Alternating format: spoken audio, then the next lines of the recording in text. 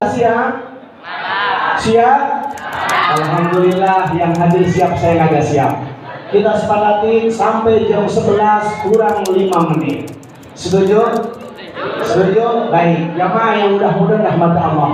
Kita mengambil hikmah dengan peringatan Isra dan sebagian Rasulullah Muhammad SAW. Kita tingkatkan keimanan dan kita pererat ukhuwah Islamiyah dengan meningkatkan kualitas sholat berjamaah. Jadi saya garis bawahi saja.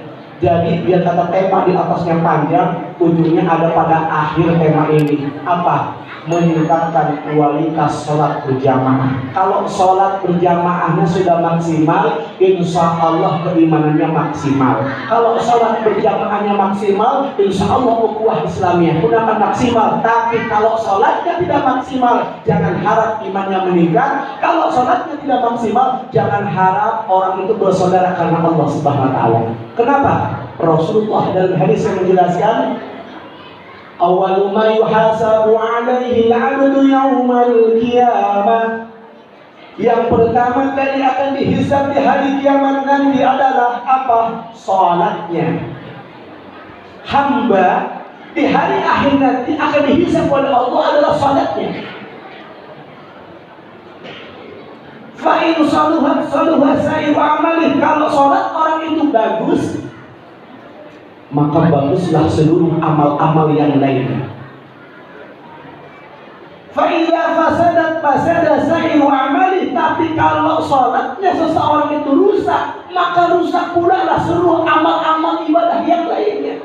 Karena di hari kiamat nanti kita akan oleh Allah dihisab. Allah akan tanya tentang sholat kita, tentang puasa kita, tentang kebaikan kita terhadap keluarga, tentang kebaikan kita terhadap tetangga. Pokoknya semua ditanya. Yang pertama ditanya sholatnya dulu.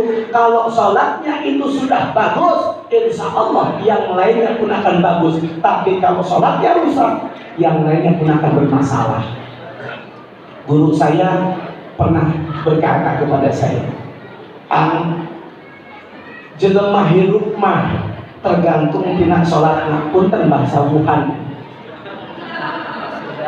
Jadi begini, manusia hidup itu tergantung sholat. Kalau kita mau mengukur diri, kan kadang-kadang sudah begini, ini orang imannya ini luar biasa, ini orang imannya itu tinggi apa tidak. Kualitas tinggi atau rendahnya iman seseorang bisa dilihat dari sholatnya. Gampang. Di dunia kalau mau mengukur diri kita sejauh mana sih keimanan kita kepada Allah, tanyakan dengan sholat kita. Maka bagaimana kalau sholat itu sudah maksimal? Insya Allah maksimallah ibadah yang lainnya. Maka kita mau hari ini, malam ini kita meningkatkan kualitas sholat kita. Karena kan ukuran sholat itu ada yang macam-macam. Ya, yang pertama ada orang sholat tapi masih korupsi. Mana yang orang sholat tapi korupsi? Contoh, sholat 1 hari 1 malam kan 5 waktu, betul deh? Yang pertama sholat apa deh? Sholat Jumat, keren. Sholat Jumat lagi, zuhur. Sholat Jumat lagi, zuhur 2 hari, keren. Subhanallah, dapat hadiah kacang loh. Nanya yang pertama Jumat, yang kedua jawabnya hari, 2 hari tadi. Oh, dapat kacang ya. Nah, yang berantem, yang berebut ya. Yang pertama sholat zuhur, 2 asar, 3 maghrib, isya, zuhur. 5 waktu, tapi prakteknya orang ada yang korupsi. Bagaimana? Zuhur sholat, asar sholat, maghrib sholat, isya kagak, subuh kagak. Ada yang begitu di sini? Ada yang begitu? Yang korupsi 1 waktu, zuhur sholat, asar sholat, maghrib sholat, isya sholat, subuh itu. Ada yang begitu? Ustaz, alhamdulillah sholat saya mah tidak korupsi, sudah 5 waktu, alhamdulillah. Tapi ayo kita tingkatkan lagi. Bagaimana caranya? Mulai tepat waktu. Nabi ditanya sama sahabat, ya Rasulullah, ayyul amal afdal? Sesungguhnya amal apa yang paling utama? Apa kata Nabi? As-salatu ala waqtiha, salat tepat waktu. Inna salata kanat 'alal mu'minina kitaban mawquta. Sesungguhnya salat itu adalah merupakan satu amalan yang sudah ditentukan waktunya. Makanya kan ada kadang-kadang tuh di masjid jadwal waktu sholat, yang seperti di sana, jam 4.31 waktu subuh, jam 4.41 waktu subuh, jam 12:03 waktu zuhur. Orang yang sholat tepat waktu, dia mengikuti waktunya. Bukan yang sholat zuhur jam 12, dia mah senangnya sholatnya 1:30. Sholat asar jam 3, hobinya 4:30 kalau sholat asar. Sholat maghrib mepet ke isya. Sholat isya tanggung, lagi resep nonton film Iris Bella. Ada yang begitu? Ada yang begitu? Fawailul lil musallin, maka kecelakaanlah bagi mereka orang-orang yang senantiasa mendirikan sholat. Mana? Alladzina hum an sholatihim sahun. Kategori kecelakaan orang sahun itu orang yang suka mundur-mundur waktu sholat. Ada panggilan adzan, Allahu Akbar, Allahu Akbar. Ibunya bilang, Pak, udah ada baru diajar gitu jawabnya. Ada begitu, bahwa ajar. Ayyala sholat. Pak, udah ada sholat, tenang, baru ajar. Udah beres selesai, kamu ambil komat, Allahu Akbar, asyhadu an la ilaha illallah. Pak, udah komat, belum ke sholat. Benar, ada yang begitu. Ibu-ibu, baru jam 12, satu tak tahan dulu, oke, yang ada selama 1:30. Ayo, belum maksimal. Ustaz, alhamdulillah saya maksimal Ustaz, sholatnya tepat waktu. Oke, kalau sudah sholat tepat waktu, kita naikkan lagi, tingkatkan kualitas sholat kita. Bagaimana? Sholat kita dalam keadaan khusyuk. Khusyuk apa? Sholat khusyuk itu ada tadabbur, ada tasawur. Saat sholat bagaimana? Dia memahami bacaan-bacaan sholatnya. Dia merenungkan apa yang dia baca. Ketika dia ucapan Allahu Akbar, Allah Maha Besar, ya Allah, Allah Jalla yang Maha Besar. Allahu Akbar kabira, alhamdulillahi katsira. Segala puji bagi Allah, kami memuji Allah dengan sebanyak-banyaknya. Inna salati wa nusuki wa mahyaya wa mamati. Sesungguhnya salatku, sesungguhnya segala urusanku, sesungguhnya hidupku, matiku lillahi rabbil alamin. Semuanya semata-mata karena Allah, Tuhan penguasa alam. Ya Allah, ya Rabbana, orang bacaan salat kalau paham, semakin panjang dia bacaannya akan semakin menikmati. Khusyuk, bukan sebaliknya. Semakin panjang bacaan sholatnya, semakin kesel sama imam. Saya mau tanya nih, di sini suka sholat tarawih? Jumlahnya berapa? 23 apa 11? 23. Yang dicari mah tetap kalau perlu yang 11 yang saya cari. Betul. Bukan soal karena perbedaan mazhab. Saya punya keyakinan begitu, karena emang malasnya dari 11. Tempat saya sholat begitu, 23, 11. Mereka 11 itu pada kabur. Kalau ditanya, bukan mereka mengikuti paham yang 11, karena mereka pengen yang 23. Seumpama imam tarawihnya saya 23, bacaan imam tarawihnya begini: Salli sunnatul tarawih raka'atain adaan imaman hikam. Allahu Akbar. Ibu, bapak jadi makmum, takbir Allahu Akbar. Imam tarawih Bismillahirrahmanirrahim. Alhamdulillahi rabbil alamin.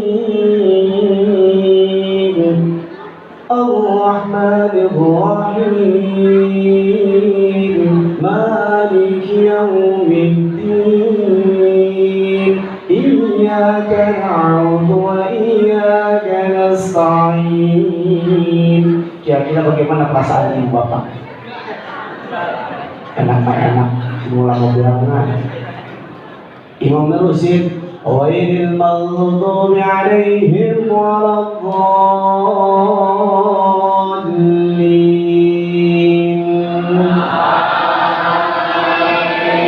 Imam nerusin, Bismillahirrahmanirrahim. Yasin.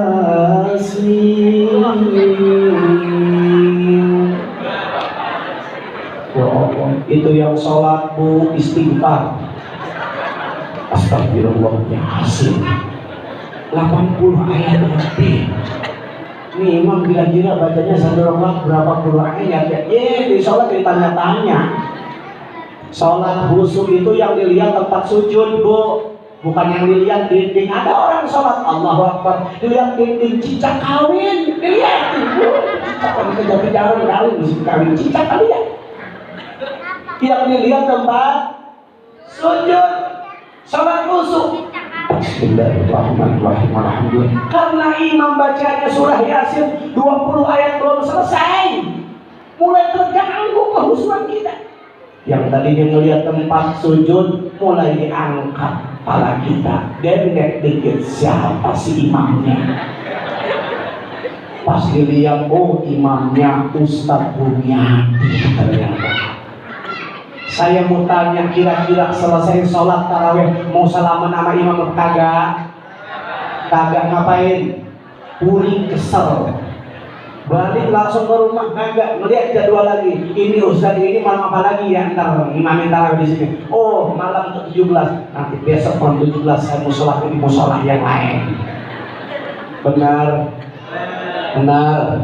Tapi kalau imamnya begini, Allahu Akbar. Bismillahirrahmanirrahim. Alhamdulillahirabbil alamin arrahmanir rahim maliki yaumiddin iyyaka na'budu wa iyyaka nasta'in ihdinas siratal mustaqim siratal ladzina an'amta 'alaihim ghairil maghdubi 'alaihim waladdallin. Bismillahirrahmanirrahim. Inna a'tainakal kautsar. Yang salat ngeser. Betul. Kadang-kadang yang kagak berilmu bukan cuma apa cium doang, tangannya begini sholat. Tanda sholat kita belum puncak kepada kehusuan, apalagi sholat ngelamun Allahu Akbar. Ya Allah, pokoknya BPJS naik. Biasa bayar kita 250.000, sekarang jadi gopek kebayaran tak ada. Ya BPJS kita naudzubillah billahimin. Ustaz, insya Allah sholat saya sudah khusyuk. Ayo kita tingkatkan lagi.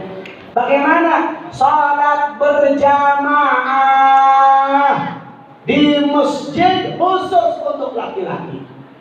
Perempuan afdolnya sholatnya di rumah, tapi kalau mau sholat di masjid silahkan. Di masa Rasulullah banyak para wanita yang sholat di masjid. Lalu bagaimana kata Nabi, wahai para suami, jangan engkau melarang istri-istrimu yang hendak melaksanakan sholat berjamaah di masjid. Nabi tidak melarang, tapi Nabi mengatakan afdalnya sholat seorang wanita itu di rumah, tapi tidak melarang sholat di masjid. Yang wajib itu kalau laki-laki bukan afdal. Laki-laki itu harusnya sholatnya di masjid. Di masjid. Ada apa sih? Para lelaki itu subhanallah kita punya tanggung jawab. Kullukum ra'in wa kullukum mas'ulun an ra'iyati. Setiap kita adalah pemimpin dan setiap kepemimpinan kita akan dimintai pertanggungjawaban. Maka ada begitu banyak sekali amalan-amalan yang akan memberikan hal yang luar biasa kepada para laki-laki. Apa di antaranya sholat berjamaah? Apa kata Nabi? Man tawadda'a lis-shalah, barang siapa yang seseorang berwudu untuk salat, fa asbabal wudu'a, dia sempurnakan wudunya. Bagaimana menyempurnakan wudunya? Disempurnakan wudunya mulai dari muka itu di mana? Bukan kalau wudu kadang-kadang punten, ada orang kalau wudu cuma gini doang di air. Kadang-kadang tangannya tidak sampai ke sikut. Anak-anak kalau sekolah kadang-kadang kalau Anda sholat itu kan ambil wudhu, tangan panjang diangkat sampai di atas sikut aja kadang-kadang karena menggunakan kancing, nggak dibuka kan doang, dia wudhu tidak sah. Fa'asbabul wudhu thumma masa ila shalah, kemudian dia berjalan untuk sholat. Fasallaha ma'anna, sholatnya beserta manusia, umat jamaah atau jamaah. Yang dimaksud bagaimana sholatnya berdua doang. Jamaah itu bisa jamaah berdua atau lebih. Kalimatnya berjamaah secara banyak-banyak. Ya. Apa? Ghufirallahu lahu dzunubahu, maka Allah akan mengampuni seluruh dosa-dosanya. Subhanallah. Jadi orang yang sholat berjamaah itu diampuni dosanya oleh Allah. Kalau orang sholat tidak berjamaah di rumah, tidak ada jaminan diampuni dosa. Dia hanya melaksanakan kewajiban sholatnya saja.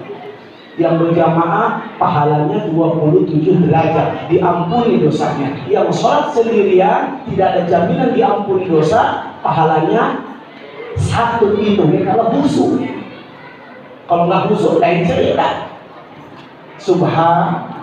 Subhan, apalagi sholat subuh. Ya.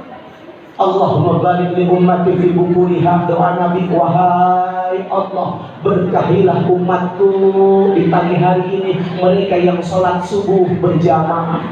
Sholat berjamaah, insya Allah mulai besok sholat berjamaah, insya Allah. Laki-laki sholat berjamaah. Bu, tolong bantu para suami anak-anak laki-laki untuk sholat berjamaah. Kalau ada bapak-bapak sholatnya pengen di rumah mulu, nggak mau sholat jamaah, bu, gampang. Bagaimana? Ibu ke Cikarang, pasar Cikarang, ke SGJ, beli mukena warna pink yang ada gambar Hello Kitty. Kasihin ke bapak, kasihin ke suami, suruh sholat di rumah. Setuju, bu? Jangan setuju, bu, jangan. Suruh bapak sholat ke masjid, insya. Dan yang terakhir, kalau sholatnya sudah di masjid berjamaah, yang terakhir, ayo jadikan sholat kita menjadi benteng untuk tidak melakukan perbuatan maksiat. Tujuan sholat apa? Aqimis sholat, inna sholata tanha 'anil fahsya'i wal munkar. Dirikanlah sholat, sesungguhnya sholat itu mencegah perbuatan keji dan munkar. Bahkan kata Nabi, man lam yantahi sholatuhu 'anil fahsya'i wal munkar lam yajid minallah illa buddha. Barang siapa yang sholatnya tidak mampu mencegah perbuatan keji dan munkar, dia tidak mendapatkan apa-apa dari sholatnya, yang ada semakin jauh saja dari Allah. SPMJ, tahu SPMJ?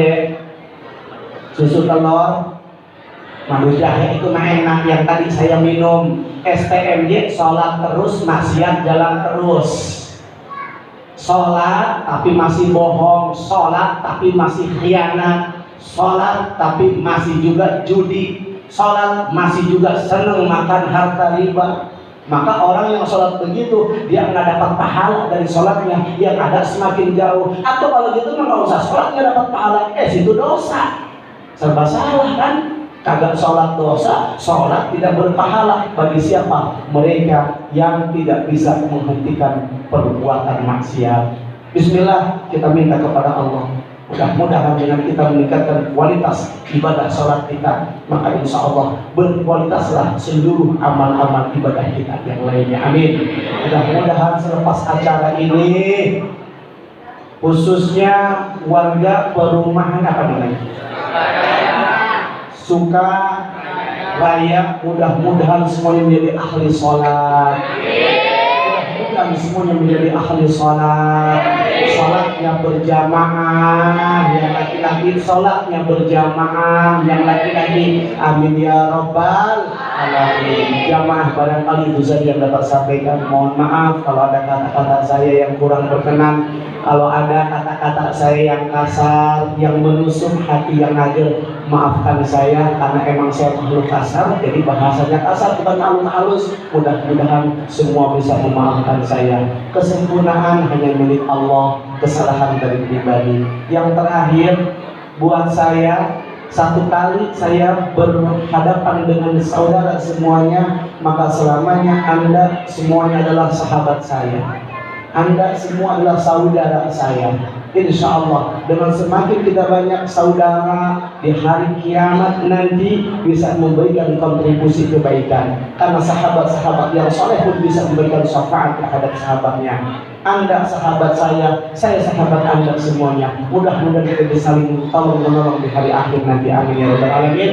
Dan terakhir, sebelum ditutup doa nanti oleh Kiai, mohon untuk ibu-ibu yang berusia 60 tahun ke atas nanti pulang jangan sendiri-sendiri, mohon bareng-bareng karena sekarang lagi musim culik ya. Saya akhiri. Assalamualaikum warahmatullahi wabarakatuh.